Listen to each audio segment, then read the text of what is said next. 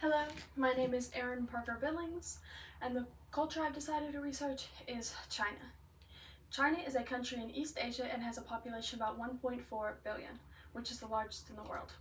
The government type in China is communist and it is called the CPC. They use a currency called renminbi. Compared to the United States, China is typically more collective, while the United States is more individualistic, and they have a high context communication, which means they speak more indirectly, and in the United States we have a low context communication because we speak more directly. They have a high avoidance in China because they like to keep the peace and the harmony of their people. And they also have a high perception of authority, and in the United States we are considered to have a low perception of authority because we question authority.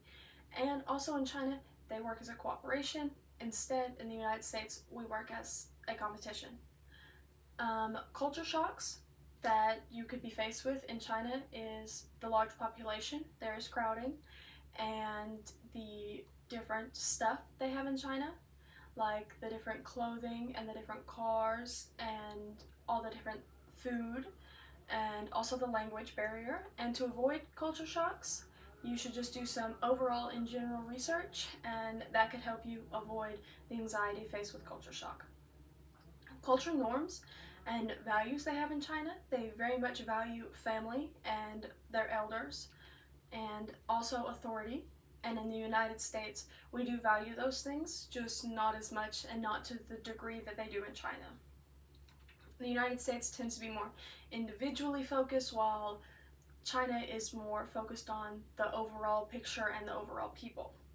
Non-verbal behaviors that differ from China and the United States is in China, for greetings, they bow, typically, and in the United States, you would do a handshake or a hug. But in China, they don't have a lot of physical contact.